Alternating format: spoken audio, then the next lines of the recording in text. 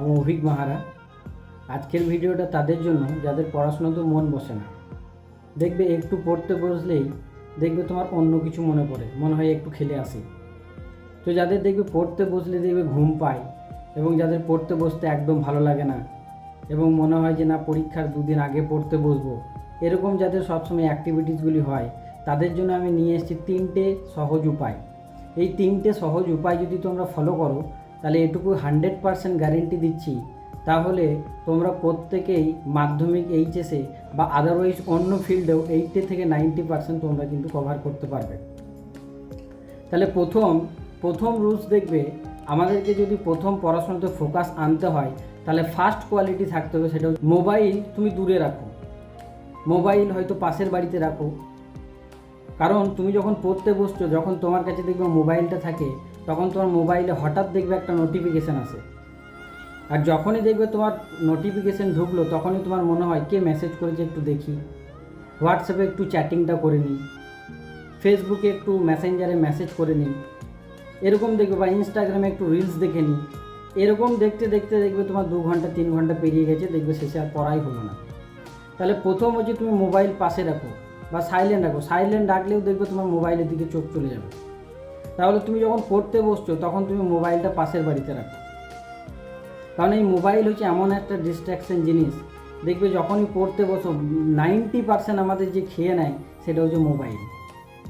আর এই মোবাইল আমাদের জামানাতে এসে প্রত্যেকের দেখবে জীবন অর্ধেক নষ্ট করে দিয়েছে। দেখো, প্রত্যেকের দিক আছে, ভালো খারাপ দিক আছে, কিন্তু ম্যাক্সিমাম দেখবে ভালো দিকগুলো আমরা দেখতে পাই না, খারাপ দিকগুলোতেই বেশি ইউজ করি। বা হয়তো কারো গার্লফ্রেন্ড আছে, তুমি ফোন লাগিয়ে দিলে পড়তে পড়তে, তারপর দেখবে 1 ঘন্টা 2 ঘন্টা তুমি ফোন করে নিলে, শেষে দেখবে তোমার পড়াই হলো না।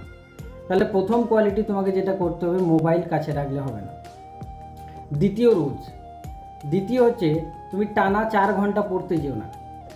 3 থেকে 4 ঘন্টা বলে না যে আমি 3 থেকে 4 ঘন্টা পড়ি, 8 ঘন্টা পড়ি, এরকম পড়তে যেও না, মাথা ডিস্ট্র্যাকশান হবে। 20 থেকে 25 মিনিট পড়ো, তারপর 5 মিনিট ব্রেক নাও।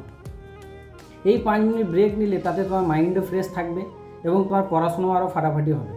আর দেখো, আমাদের সব থেকে বড় প্রবলেম কী জানো? আমরা যখন পড়াশোনা করি, আমরা মুখস্থ করি।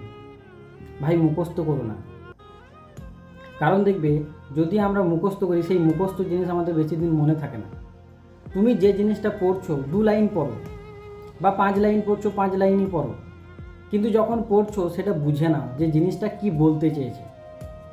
সেই জিনিসটা তুমি যখন বুঝে নেবে, তারপর তোমার থট প্রসেস অ্যাপ্লাই করো, তোমার ব্রেন অ্যাপ্লাই করো। ভগবান দিয়েছে না তোমার মাথা, তো তারপরে তুমি তোমার থট প্রসেস লাগাও, দেখবে তোমার ফাটাফাটি রেজাল্টের দিকে তুমি এগিয়ে যাবে।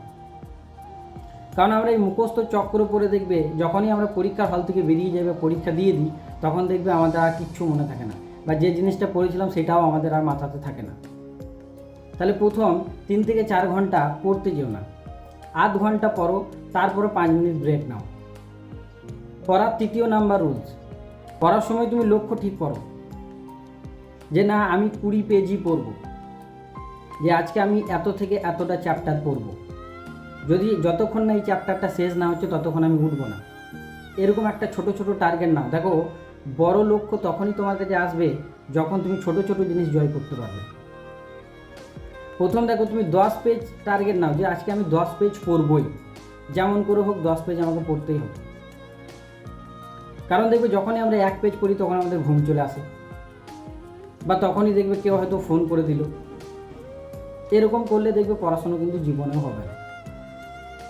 তাহলে প্রথম টার্গেট নাও যে তোমাকে 20 পেজ পড়বো, বা 30 পেজ পড়বো, বা 5 পেজ করে পড়ো, ডেলি 5 পেজ, 5 পেজ।